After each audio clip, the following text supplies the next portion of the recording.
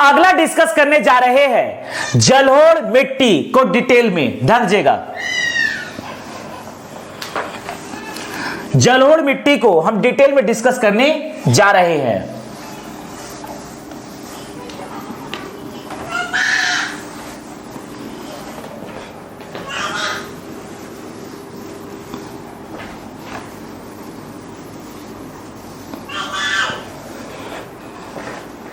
ध्यान दीजिएगा, जलोढ़ मिट्टी का जो विस्तार है वो नदियों के तथा उनके सहायक नदियों के द्वारा बनाए गए डेल्टा क्षेत्र के कारण बनता है जलोढ़ मिट्टी। अर्थात जलोढ़ मिट्टी का विस्तार है सतलज नदी से लेकर ब्रह्मपुत्र नदी के बीच तथा यहां पर महानदी, गोदावरी नदी, कृष्णा नदी, पेन्नार नदी, कावेरी नदी के डेल्टा क्षेत्र। तो इस प्रकार से आज हम डिस्कस करने जा रहे हैं जलोढ़ मिट्टी। नदियों के द्वारा बहाकर लाई गई मिट्टी को जलोढ़ मिट्टी कहते हैं। अर्थात नदियों के द्वारा पर्वतीय क्षेत्रों से मैदानी क्षेत्रों में मलबे के रूप में लाई गई मिट्टी को जलोढ़ मिट्टी कहते हैं। नदियों के द्वारा ग्रेनाइट तथा आर्कियन चट्टानों के क्षरण से बने मिट्टी को जलोढ़ मिट्टी कहते हैं। जलोढ़ मिट्टी संरचना के आधार पर दो प्रकार की होती है। ध्यान दीजिएगा, अगर हम जलोढ़ मिट्टी के संरचना को देखते हैं, जलोढ़ मिट्टी की संरचना, जलोढ़ मिट्टी की संरचना, यदि हम जलोढ़ मिट्टी की संरचना को डिस्कस करते हैं तो इस प्रकार से जलोढ़ मिट्टी संरचना के आधार पर दो प्रकार की होती है। एक होती है दोमट मिट्टी और एक होती है जलोढ़ मिट्टी। संरचना के आधार पर जलोढ़ मिट्टी दो प्रकार की होती है। एक होती है दोमट मिट्टी। दोमट मिट्टी का निर्माण होता है, ध्यान दीजिएगा, बलुआ मिट्टी नदी के द्वारा बहाकर लाए गए चिकनी मिट्टी जब बलुआ मिट्टी से मिलती है, चिकनी मिट्टी बलुआ मिट्टी से मिलती है, नदी के द्वारा बहाकर लाए गए चिकनी मिट्टी जब बलुआ मिट्टी से मिलती है तब बनती है दोमट मिट्टी। यदि बलुआ की मात्रा अधिक हो, अर्थात इसमें यदि बलुआ मिट्टी की मात्रा अधिक हो तो यह बनता है दोमट मिट्टी। लेकिन यदि मान लीजिए बलुआ मिट्टी तथा नदी के द्वारा बहाकर लाए गए चिकनी मिट्टी को मिलाया जाए और यहां पर यदि चिकनी मिट्टी मिश्रण में इसका अनुपात ज्यादा हो तो यह बनता है जलोढ़ मिट्टी। ध्यान दीजिएगा, जलोढ़ मिट्टी संरचना के आधार पर दो प्रकार की होती है। एक होती है दोमट मिट्टी और एक होती है जलोढ़ मिट्टी। दोमट मिट्टी तथा जलोढ़ मिट्टी की संरचना बिल्कुल समान होती है, दोनों ही बनता है बलुआ मिट्टी तथा चिकनी मिट्टी के मिश्रण से। यदि बलुआ मिट्टी और चिकनी मिट्टी में बलुआ मिट्टी का अनुपात ज्यादा हो तो यह बनता है दोमट मिट्टी, अर्थात इसमें बालू के कण ज्यादा होते हैं, कंकड़ ज्यादा मात्रा में होते हैं। जबकि जलोढ़ मिट्टी में यदि बलुआ मिट्टी और आपकी चिकनी मिट्टी में चिकनी मिट्टी का अनुपात ज्यादा हो तो यह बनता है जलोढ़ मिट्टी। यहां पर यह जो बना है दोमट मिट्टी, चूंकि इसमें बलुआ मिट्टी ज्यादा होता है इसीलिए इसका पीएच मान, ध्यान दीजिएगा, इसका पीएच मान होता है 3 से 5 के बीच। इसका पीएच मान होता है 3 से 5 के बीच, अर्थात यह अम्लीय प्रकृति की होती है, जबकि जलोढ़ मिट्टी में चूंकि चिकनी मिट्टी का अनुपात ज्यादा होता है इसलिए इसका पीएच मान 7 से अधिक होता है, अर्थात यह क्षारीय प्रकृति की होती है। ध्यान दीजिएगा, यह क्षारीय प्रकृति की होती है। इसीलिए छत्तीसगढ़ में पाया जाता है लाल दोमट मिट्टी। छत्तीसगढ़ के दंतेवाड़ा बस्तर तथा सुकमा में पाया जाता है। लाल दोमट मिट्टी, इसका पीएच मान होता है 3 से 5 के बीच, अर्थात यह अम्लीय प्रकृति की होती है। जबकि भारतवर्ष के अधिकतर क्षेत्रों में पाया जाता है खास जलोढ़ मिट्टी, जिसका पीएच मान होता है 7 से अधिक, अर्थात यह क्षारीय प्रकृति की होती है। यहां पर दोमट मिट्टी में चूंकि बलुआ मिट्टी का अनुपात ज्यादा है, अर्थात इसकी जल धारण क्षमता कम होती है। इसकी जल धारण क्षमता कम होती है, जबकि जलोढ़ मिट्टी की जल धारण क्षमता अधिक होती है, क्योंकि इसमें चिकनी मिट्टी अनुपात में अधिक होती है। ध्यान दीजिएगा, जलोढ़ मिट्टी संरचना के आधार पर 2 प्रकार की होती है। एक होता है दोमट मिट्टी, एक होता है जलोढ़ मिट्टी। दोमट मिट्टी में बलुआ मिट्टी का अनुपात ज्यादा होता है, चिकनी मिट्टी का अनुपात कम होता है। इसका पीएच मान 3 से 5 के बीच होता है, अर्थात यह अम्लीय प्रकृति की होती है। छत्तीसगढ़ के दंतेवाड़ा, बस्तर तथा सुकमा में पाया जाता है लाल दोमट मिट्टी, इसका पीएच मान 3 से 5 होता है, अर्थात यह अम्लीय प्रकृति की होती है। जल धारण क्षमता की कम होती है। जबकि जलोढ़ मिट्टी, जिसमें बलुआ मिट्टी और चिकनी मिट्टी में चिकनी मिट्टी का अनुपात ज्यादा होता है और बलुआ मिट्टी का अनुपात कम होता है, अर्थात इसका पीएच मान होता है 7 से अधिक। यह क्षारीय प्रकृति की होती है और इसका जल धारण क्षमता अधिक होता है, अर्थात यहां पर खास जलोढ़ मिट्टी अधिक उपजाऊ होती है, जबकि दोमट मिट्टी एज कंपेयर टू जलोढ़ मिट्टी, इसके कंपैरिजन में यह कम उपजाऊ होती है। ध्यान दीजिएगा, अगर उपजाऊ की बात करते हैं तो यह अपेक्षाकृत जलोढ़ मिट्टी अधिक उपजाऊ होती है, जबकि दोमट मिट्टी अपेक्षाकृत कम उपजाऊ होती है। अब हम ध्यान दे रहे हैं जलोढ़ मिट्टी, ध्यान दीजिएगा, जलोढ़ मिट्टी के प्रकार। ध्यान दीजिएगा, अगला हम डिस्कस करने जा रहे हैं जलोढ़ मिट्टी के प्रकार। जलोढ़ मिट्टी 2 प्रकार की होती है। जलोढ़ मिट्टी 2 प्रकार की होती है। जलोढ़ मिट्टी के प्रकार, अगला हम डिस्कस करने जा रहे हैं जलोढ़ मिट्टी के प्रकार। जलोढ़ मिट्टी 2 प्रकार की होती है। एक कहलाता है बांगर और एक कहलाता है खादर। ध्यान दीजिएगा, जलोढ़ मिट्टी 2 प्रकार की होती है। एक कहलाता है बांगर, एक कहलाता है खादर। समझिएगा, नदी जब बहती है तो नदी के आसपास के क्षेत्रों से नदी का पानी गुजरता है, अर्थात नदी अपने आसपास के क्षेत्रों में की मिट्टी को नवीनीकृत करती है प्रतिवर्ष, जिससे नई मिट्टी का सृजन होता है। तो इस प्रकार की मिट्टी कहते हैं नवीन जलोढ़ मिट्टी, अर्थात खादर। खादर का मतलब होता है नवीन जलोढ़ मिट्टी, नवीन जलोढ़ मिट्टी। जबकि बांगर का मतलब होता है पुरानी जलोढ़ मिट्टी, पुरानी जलोढ़ मिट्टी। समझते पहले खादर को। खादर का अर्थ होता है नदी के आसपास के क्षेत्रों को, अर्थात नदी के आसपास के क्षेत्रों में पाई जाने वाली मिट्टी को खादर कहते हैं। नदी के आसपास के क्षेत्रों में पाई जाने वाली मिट्टी को खादर कहते हैं, क्योंकि नदी के द्वारा प्रति वर्ष मिट्टी का नवीनीकरण किया जाता है, इसलिए इसे कहा जाता है नवीन जलोढ़ मिट्टी। अर्थात खादर जो होती है, नवीन जलोढ़ मिट्टी जो होती है, प्रतिवर्ष नदी के जल के द्वारा मिट्टी का नवीनीकरण किया जाता है, जिससे उसमें अधिक उपजाऊ जैविक तत्व का समावेश हो पाता है। अंततः खादर जो होता है, नवीन जलोढ़ मिट्टी जो होता है, यह अधिक उपजाऊ होता है। यदि हम बांगर की बात करते हैं, बांगर का मतलब होता है पुरानी जलोढ़ मिट्टी।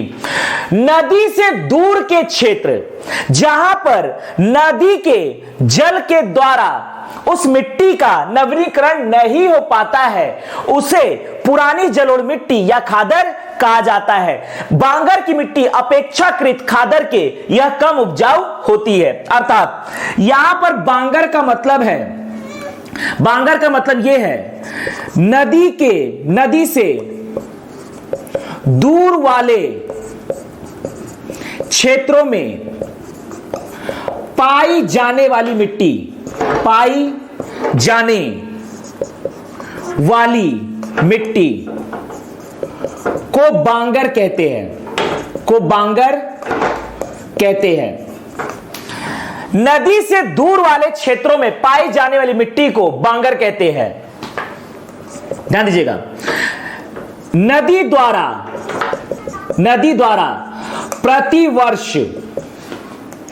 द्वारा प्रतिवर्ष इस मिट्टी का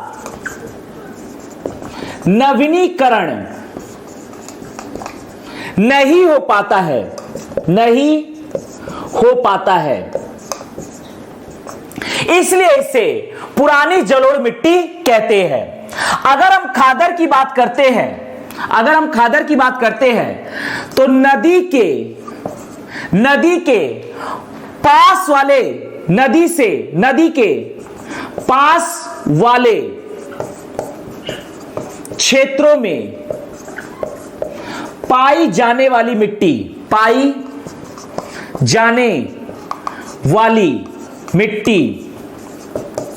को खादर कहते हैं, अर्थात नदी के आसपास वाले क्षेत्रों में पाई जाने वाली मिट्टी को खादर कहते हैं। प्रतिवर्ष खादर की मिट्टी को, अर्थात इस मिट्टी का प्रतिवर्ष नदी के द्वारा नवीनीकरण हो जाता है। नदी द्वारा प्रतिवर्ष इस मिट्टी का नवीनीकरण हो जाता है, इसलिए इसे नवीन जलोढ़ मिट्टी कहते हैं। चूंकि यहां पर नदी के द्वारा खादर, अर्थात नदी के आसपास के क्षेत्रों में पाई जाने वाली मिट्टी का नवीनीकरण हो जाता है, इसीलिए यहां की मिट्टी अपेक्षाकृत बांगर के ये अधिक उपजाऊ होती है। अधिक उपजाऊ मिट्टी ये होती है अधिक उपजाऊ मिट्टी, जबकि बांगर जो होता है अपेक्षाकृत कम उपजाऊ मिट्टी, ये अपेक्षाकृत कम उपजाऊ मिट्टी होता है। ध्यान दीजिएगा, जलोढ़ मिट्टी दो प्रकार के होते हैं, एक होता है बांगर पुरानी जलोढ़ मिट्टी, दूसरा होता है खादर नवीन जलोढ़ मिट्टी। खादर या नवीन जलोढ़ मिट्टी का मतलब होता है नदी के आसपास के क्षेत्रों में पाई जाने वाली मिट्टी को खादर कहा जाता है। नदी के द्वारा प्रतिवर्ष इस मिट्टी का नवीनीकरण हो जाता है, इसलिए इसे नवीन जलोढ़ मिट्टी कहते हैं। यह अधिक उपजाऊ मिट्टी होती है। बांगर का अर्थ होता है नदी से दूर वाले क्षेत्रों में पाई जाने वाली मिट्टी को बांगर कहा जाता है। नदी के द्वारा प्रतिवर्ष इसका नवीनीकरण नहीं हो पाता है, अर्थात इसे इसलिए कहा जाता है पुरानी जलोढ़ मिट्टी। यह अपेक्षाकृत कम उपजाऊ होती है। तो यह है जलोढ़ मिट्टी के प्रकार बांगर तथा खादर। आगे हम डिस्कस करने जा रहे हैं मिट्टी में पाए जाने वाले प्रमुख तत्व।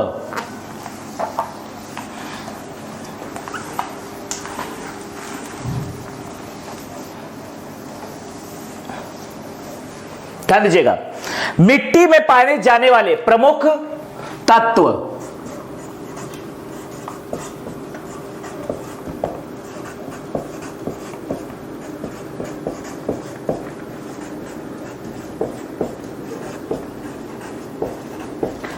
मिट्टी में पाए जाने वाले प्रमुख तत्व, ध्यान दीजिएगा, जलोढ़ मिट्टी या दोमट मिट्टी या कछारी मिट्टी या डेल्टाई मिट्टी या काप मिट्टी, इस मिट्टी में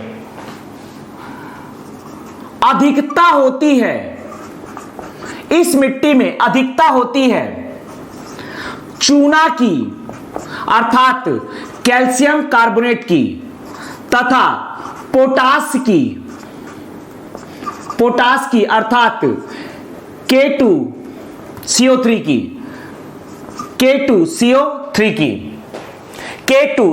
की, जबकि जलोढ़ मिट्टी में कमी होती है नाइट्रोजन फास्फोरस तथा ह्यूमस की इसमें कमी होती है।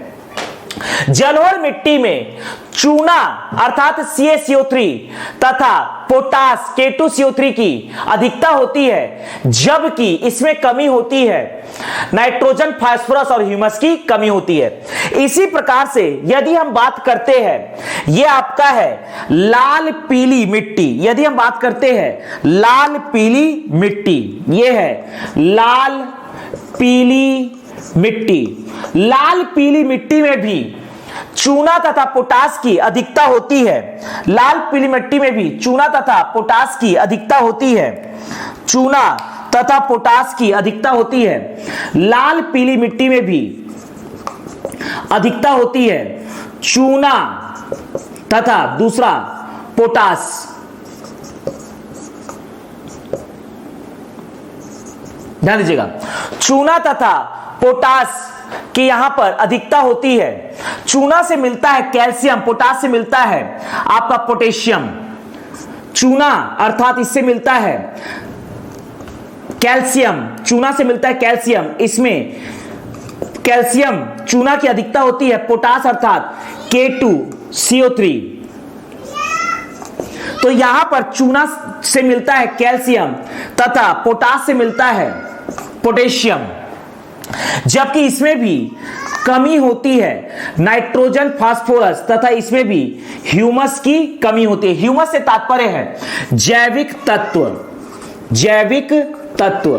तो इस प्रकार से जलोढ़ मिट्टी तथा लाल पीली मिट्टी दोनों में अधिकता होती है चूना तथा पोटास की, कमी होती है नाइट्रोजन, फास्फोरस तथा ह्यूमस अर्थात जैविक तत्व की। यहां पर चूना से मिलता है कैल्शियम तथा पोटास से मिलता है पोटेशियम। ध्यान दीजिएगा, आगे देखते हैं, यह आपका पकड़ना है,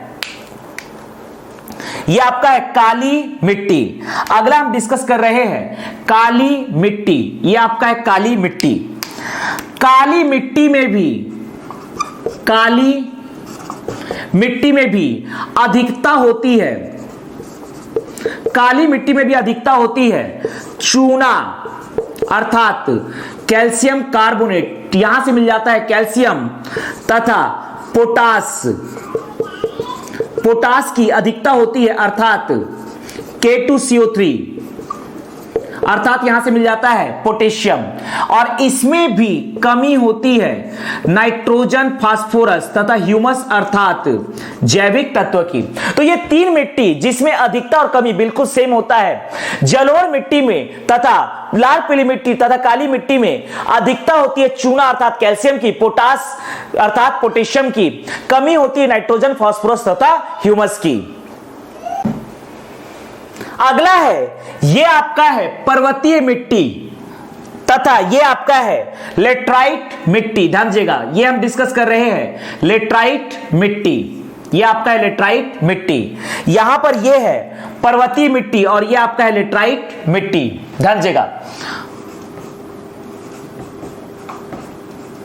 पर्वतीय मिट्टी, ध्यान दीजिएगा, पर्वतीय मिट्टी में अधिकता होती है, अधिकता होती है ह्यूमस की तथा कमी होती है नाइट्रोजन, फास्फोरस तथा चूना और पोटास की, इसमें कमी होती है। चूना अर्थात यहां से मिलता है कैल्शियम तथा पोटास अर्थात यहां से मिलता है पोटेशियम, इसकी कमी होती है। पर्वतीय मिट्टी में ह्यूमस की अधिकता होती है लेकिन नाइट्रोजन, फास्फोरस, कैल्शियम और पोटेशियम की कमी होती है। इसी प्रकार से लेटराइट मिट्टी, लेटराइट मिट्टी, लेटराइट मिट्टी में भी ह्यूमस की अधिकता होती है, ह्यूमस की अधिकता होती है अर्थात जैविक तत्वों की अधिकता होती है, और इसमें भी कमी होती है नाइट्रोजन, फास्फोरस, कैल्शियम, चूना से कैल्शियम मिलता है, और पोटेशियम की भी इसमें कमी होती है। अर्थात पर्वतीय मिट्टी और लेटराइट मिट्टी में ह्यूमस की अधिकता होती है जबकि नाइट्रोजन, फास्फोरस, कैल्शियम तथा पोटेशियम की कमी होती है। यह आपका है बलुआ मिट्टी या रेतीली मिट्टी, बलुआ मिट्टी। बलुआ मिट्टी में फास्फोरस की अधिकता होती है। बलुआ मिट्टी में फास्फोरस की अधिकता होती है और इसमें कमी होता है बाकी अन्य तत्वों की, अर्थात इसमें नाइट्रोजन, कैल्शियम, पोटेशियम तथा ह्यूमस की कमी होती है। बलुआ मिट्टी में फास्फोरस की अधिकता होती है, बाकी तत्व नाइट्रोजन, कैल्शियम, पोटेशियम तथा ह्यूमस की कमी होती है। यदि हम बात करते हैं, ध्यान दीजिएगा, यदि हम बात करते हैं ये आपका है बलुआ मिट्टी, यदि हम बात करते हैं ये आपका है लवणीय या क्षारीय मिट्टी, लवणीय मिट्टी या क्षारीय मिट्टी की, तो लवणीय या क्षारीय मिट्टी में अधिकता होती है, इसमें अधिकता होती है सोडियम, पोटेशियम, मैग्नीशियम के लवण की अधिकता होती है, जबकि इसमें बाकी तत्वों की बहुत ही कमी होती है या होती ही नहीं है, नगण्य मात्रा में रहते हैं। अर्थात लवणीय मिट्टी में नाइट्रोजन, फास्फोरस, कैल्शियम, ह्यूमस की कमी होती है। नाइट्रोजन, फास्फोरस, कैल्शियम तथा ह्यूमस की कमी होती है, लेकिन पोटेशियम पर्याप्त मात्रा में होता है। अगला ये आपका है जैविक मिट्टी या पीट मिट्टी। पीट मिट्टी में अधिकता होती है सोडियम के लवण की, इसमें सोडियम लवण, ध्यान दीजिएगा, सोडियम के लवण की अधिकता होती है। जैविक तत्व इसमें पर्याप्त मात्रा में होते हैं, अर्थात इसमें ह्यूमस पर्याप्त मात्रा में होते हैं।